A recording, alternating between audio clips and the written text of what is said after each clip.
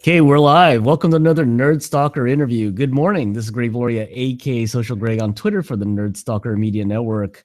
Well, as we do every year, we will be ending the Startup Blog Insights for 2015 with Taffy's top 10 startup blog articles for the year. So Taffy Williams, the entrepreneur, the co-founder and CEO of Colonial TDC, and writer on his own blog, Startup Blog, is going to be discussing his top blogs for 2015 and give some background on kind of writing them and maybe why he thinks they're popular. So anyway, good morning, Taffy, and welcome to our last Startup Blog Insights, which is the top 10 for 2015, live from North Carolina, right?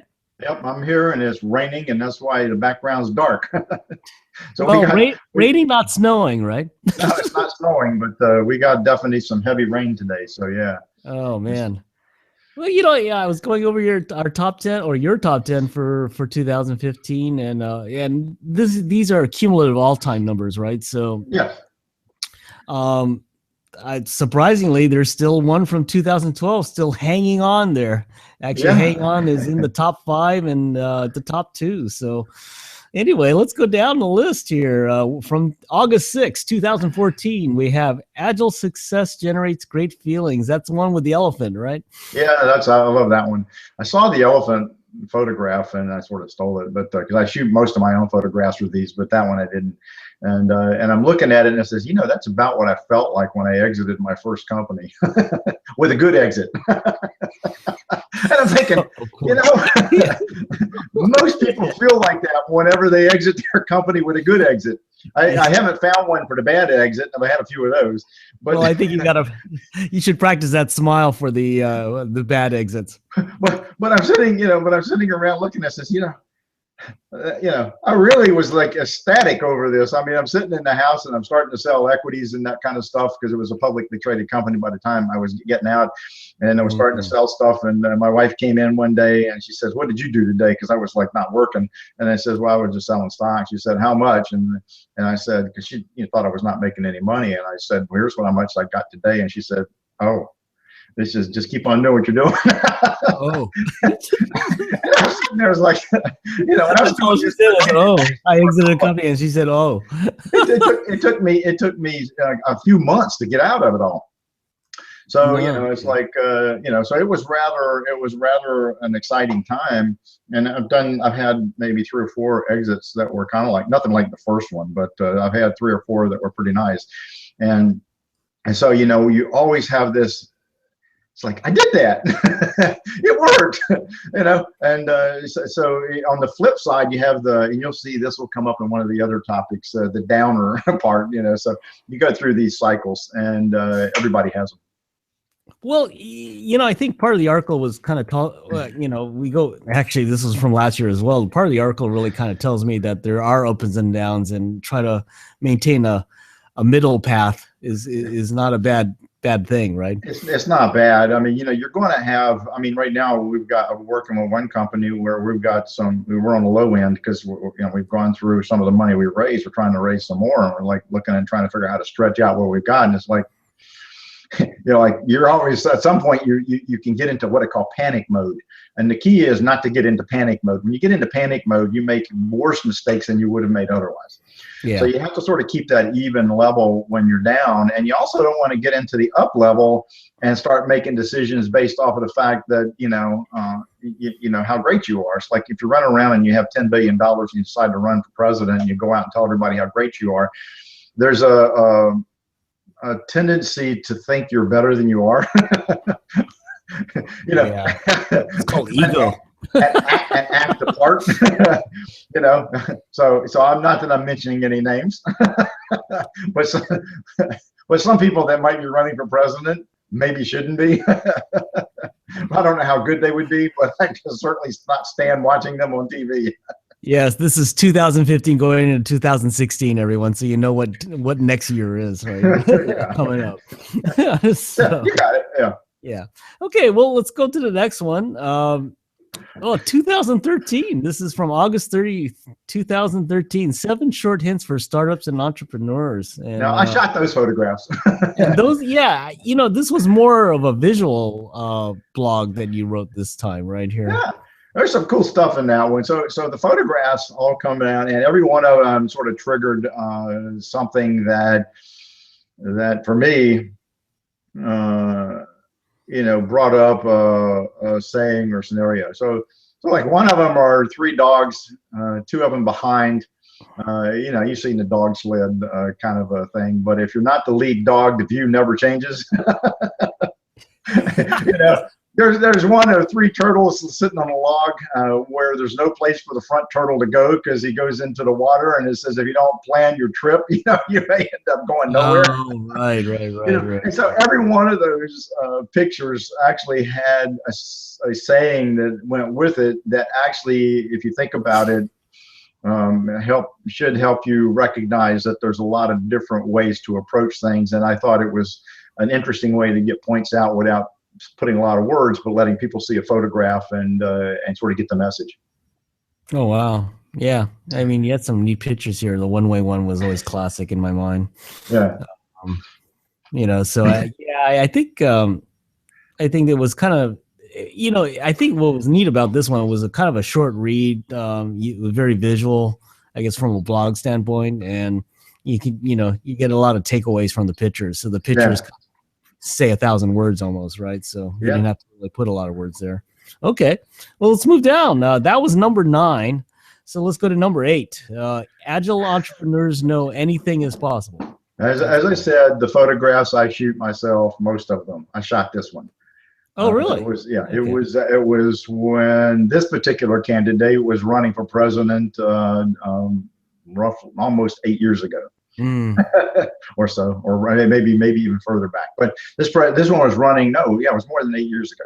So this candidate was doing, and I was at the rally because my wife wanted to go, and we went. And and if you look at it, it's like, yes, you can. Well, that wasn't her motto. That was somebody else's. Or yes, we can. But you get the idea. The point is that you can do anything, and you got to sort of adjust your attitude. You got to be able to decide that you can make things happen. Recognize that people have different skills, and you want to interact with them in a way to be able to enhance those. Identify your alternatives, and don't give up. You can actually make things happen. And you have to believe you can make things happen. So it's important to recognize as part of the Agile concept. And remember, I wrote a book on Think Agile. And it's important to recognize that you can do things. You just have to plan and make it try to work so that you can make it happen. And recognize that occasionally things don't. I wrote articles on failure too. But you want to recognize that that you can make things happen if you put your mind to it. Yeah, no, I liked it. I like that one. I mean, a lot of your articles have kind of this not only practical knowledge, positive attitude, and planning. Those are 3 common threads I see in a lot of your articles. Yeah. So that one makes some sense. And wow, I mean, this was from this year, 2015. So I think that was that one took off. Yeah. I like that. All right. Well, let's move on. I think that was number 8. We'll go down to number 7 here, which was CEOs walk a fine line when using a positive spin. Yeah, that was classic in 2014. Yeah, that one I was reading. That one actually has a joke in the middle of it, and the joke I thought was really funny. And I'm sitting there reading this joke, and the joke is about a talking dog. And, so you have to go read the joke to get the point of this. But what it triggered in my mind were quite a number of CEOs who will stretch their stories so thin that what they're telling you is essentially a lie. I mean, it's just gone over the edge. And so, there are those things where you have to put a positive spin on things, but there's a point where you put such a positive spin on it, you're just lying. I mean, everybody will know it sooner or later. It's don't do that. It's okay to twist it a teeny bit to try and make it positive, but man, when you push it to the far ends, it just gets to be too much. And that was the point of that article. So you got to go read the joke. I thought it was hilarious only because You know, I've seen too many people do this. You know, you're sitting there looking at it, you're listening to them say it, and it says, look, I read all the stuff that you got. There's no way that's going on. Well, I think, well, one point here is that a lot of these articles you write come from personal experience. Obviously, Everything I write comes from personal experience. Yeah, all of it.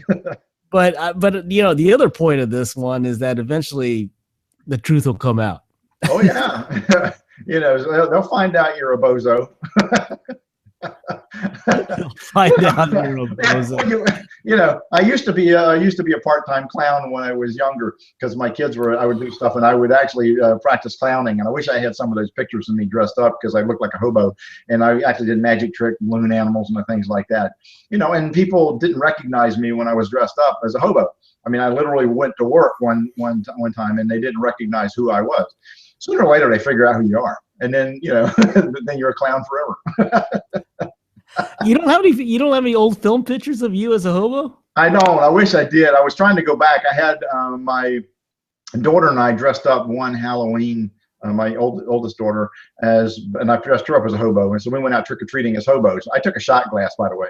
So, so I went to the door, and I you know, and people would give me a shot of stuff, and then she would give her candy. And so, that was an interesting Halloween. I bet it was. Oh my God! Luckily, you found your way back. Yeah, I did. Wow. Okay. Well, let's move on. Let's see. That was number 7. And we'll go to number 6. 6 steps help entrepreneurs in an exceedingly tight spot. And that's from this year. Yeah. You know, the key thing is that, you know, clearly when you're in a tight spot, you need to recognize you're in a tight spot. If you don't recognize you're in a tight spot, and you don't calm yourself down, you know, you're going to take the wrong actions. The next thing, you know, that's critical when you're in a tight spot like that is to start to realize where you have ability to control something and in places you don't have control of anything. You can't control what a fund does if they tell you they're backing out of financing 3 days before you're going to close, which I've had happen. Right. You can't control, you know, you can't control after an employee decides to leave, you know, you can try and convince them to come back. That's the most influence you have at that point, but you know, you don't have much control beyond that. So you need to recognize where you have control. And then to determine how to use those controls or influences or whatever to try and improve your situation. You can also go talk to people that are your close mentors, advisors, things like that, try and get advice. And there's a way to plan where you want to go with it. And then you can get your team involved and you try to map out a strategy and then you execute on a plan. But I mean, it really comes down to recognition, calming down, figuring out your strategy, working those things you can handle, those things you can't handle, recognize, you know, there's nothing you can do. Right. Right. So you know, and that's what you have to do. And the first and most important thing is don't panic. Right. I mean, basically, a lot of the takeaways I got from that was basically, you know, act on the things that you can control, or you have some your action would do something. Yeah. You know, that's the way I kind of looked at it when I was looking at that article. So yeah, great article. Wow. Okay, let's go to number 5. We're halfway there. Agile thinking helps entrepreneurs achieve success. And that was from last year, 2014, yeah. Right? Yeah, the photograph I took, by the way, in Arizona when I went out to Antelope Canyon. So that was taken, I had a Navajo guide that took me up into this one area that was outside of the canyon and was looking over, and you could see this long path going around the edges and stuff. And the key is that when you're getting to a particular point, you know, if you don't plan your path to get there, you're not sure where you're going to end up. And it's kind of important. But you know, part of the article talks about things like having to trust the people that you work with, relying on skills of others, and you know, and recognizing where you're lacking those skills, and try to augment. You know, short work cycles sometimes can deliver a better product in a minimum time. So you know, it's trying to drive everybody to the nth degree and have them so tired they don't want to do anything. You may find that working shorter cycles and having them be more use more of their brain power might be more helpful. Is you have to sort of play around and see. And then, of course, in the agile world of software development, which is different than in drug development, fail fast and fail often is important. What that means is in the development of software, you want to know what doesn't work. You want to know what doesn't work as quickly as possible so that you can go on and do something else. And you can do that because cost-wise, it will save you time and save you money. With drug development, you can't afford to fail that many times. It's too expensive. So the agile world covers a couple of different aspects, and the agile concept of think agile is different than the agile concept, and they overlap, but they're not identical. Right. And that's why you wrote the book, really. You wanted to bring the agile concepts to real world entrepreneur. And being a startup, and, in other places. Yeah, absolutely. Wow, that was cool. That was a great article. So we moved down to number 4, insights. So this is the video one I think you were talking about. This is one of yours. Yeah, one of ours, not mine. This is one of ours. So agile contingency planning and agile success. I wrote the article, on agile contingency planning and success, and the goals of that. And then we did the video interview, and for some reason that one took off far better than the written document. I think sometimes people don't want to read things. I mean, if you go through and you look at the written stuff, they don't do it. I mean, I was talking to one of my nieces and said, "Have you read my book that I gave you?" "No, I don't read stuff." It's like, okay, the younger crowds don't like to read, so quite as much. And so there's a potential for them to see a video, get the information out of it. So maybe it took off for that reason. Maybe I had a good joke in there. I don't remember, but for some reason that one always make me laugh. Yeah, and it was kind of it was a pleasure to see that some of the work we've done. Now you've had of the interviews over this last year, at least 3 show up in the top 10 before the end of the year. This one is still 4, but there were 3 that made it to the top 10, mid-year, and then gradually they juggle around. So yeah. People are listening to the interviews. Well, the top 10 of 2015. How's that? I made the top 10 of 2015. Yeah, you made the top 10 all time. Yeah, I know. This is the all-time list, everyone. So we're all-time top 10 list. We're counting down. That was number 4. And check out the video interview. We do this roughly every month, not every month, but roughly every month with Taffy, and he takes one of his articles and expands on it on video. So it's really kind of cool. So, okay, let's go to number 3, where you're at. 6 steps help generate great leaders. I don't think we did a video interview on this one. Or I don't remember doing that. Yeah, but I think we did a lot. The photograph in here came from Arizona, by the way. So I was in Arizona. Okay. So like I say, I take these pictures and I try to use them. But it's like it's at my age, I'm learning that I may have more influence by teaching people how to do things. I can do them, but if I can teach them how to do things, then some of the things that I've learned over the years might live on forever. So why did I write the book? Why do I write the blog? I'm trying to help people. Maybe a few people will pick it up, and some of these concepts will continue to live, and somebody will be successful as a result. More businesses that succeed, the better it is for this country. They generate jobs. They generate, pay taxes, all that kind of stuff. So, there's a value in teaching. When you help people, sooner or later, it doesn't have to be for cost. I mean, I continue to help people from time to time without expecting to get any money. You're helping me. Else. It's like pay it forward. I wrote an article on pay it forward. That's right. Problem solving and encouraging. There's a whole variety of things I list in this particular one on steps that help create better leaders, and all of it comes down to providing that kind of support, education, help. Let them also learn how to do some of the things you know how to do, and over time, you generate people. Some people will become better leaders as a result. Right, absolutely, and I think that's one of the encouraging parts you do in a lot of your articles is actually do it from a leader's point of view, because you've been a leader for many years right now, right? Yeah. So it's a really good thing, a good perspective. I mean, you see things from other perspectives, but that's one of the perspectives you really kind of you really hit hard on a lot of your blogs. I hope Okay. you realize that in this particular interview, I'm giving you secrets now where these photographs come from. So if somebody wants to go shoot them, they can. That's right. Hey, we still need to do a shoot in San Francisco. I know you're busy and you're in the East Bay, but we'll have to do that when you're back next time. So soon. I guess you're coming back soon. Anyway, number 2, we're getting there. 6 environmental factors that may affect your business from 2012. Yeah. Well, this is pretty interesting. The photograph came from the top of Haleakala, which is a extinct volcano in Maui. So it only grows in that one location. And if you think about it, the environmental effects of this particular plant growing up there, triggers conceptually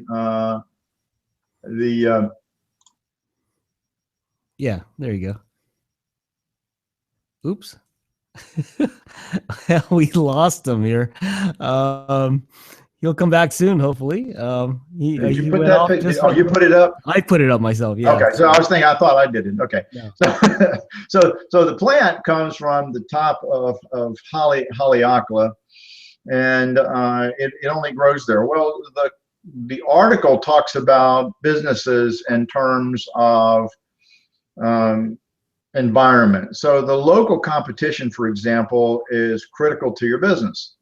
If you decide to open a Thai restaurant where there's 10 other Thai restaurants, some of them being better than you, within walking distance, I don't know what kind of business you're going to end up with. If you decide to open it in an area that's an industrial complex where there's no people and no walk-by traffic, that can be a problem.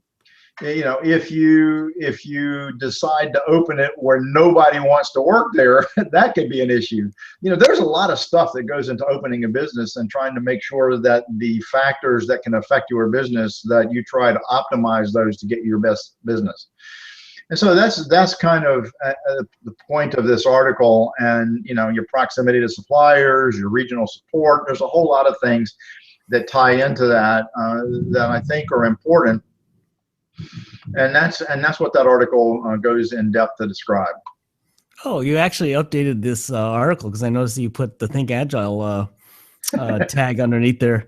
I was just looking through this, so that's cool. All right. Anyway, 2012. Well, I mean, I think it's just a point that a lot of the things you talk about aren't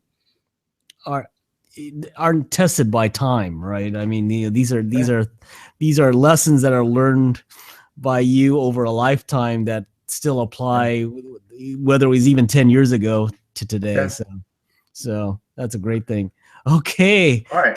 Drum roll, please. Number 1. Number 1. This photograph came from Cades Cove in the Smoky Mountains. And, really? Yeah. So this one were horses, and Cades Cove Smoky Mountains is a national park. And Cades Cove is an area that is in that national park, and they have horses, and there's some big long thing. You see wildlife and all kinds of stuff there.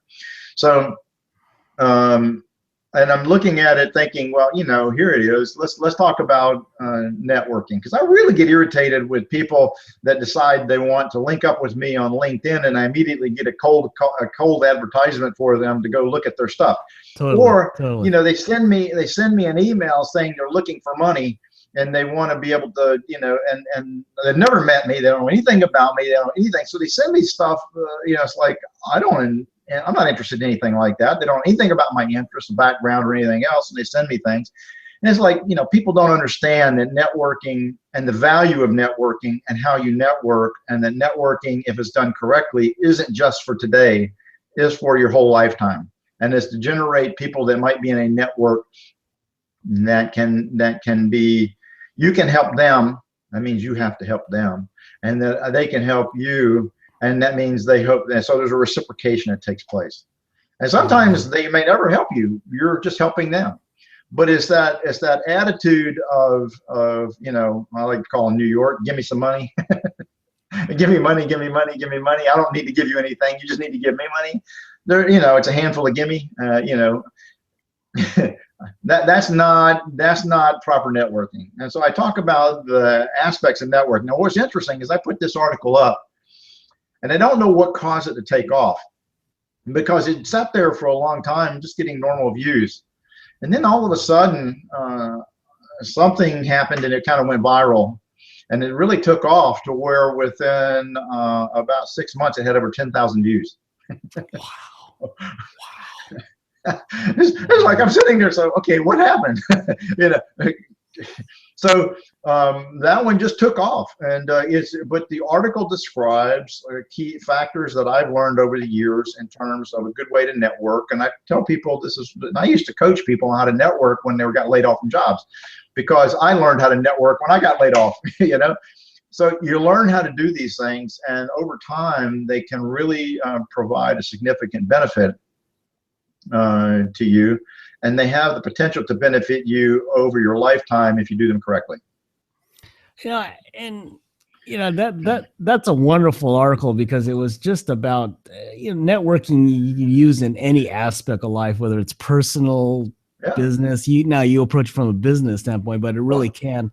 You want a job? You in a lot of ways. Yeah, exactly. Well, I mean, I was giving a lecture at a university, and it's a lecture in health sciences where these people wanted to become public health servants, right? So they're in, and I'm talking about business development. I'm talking about startups and things like that.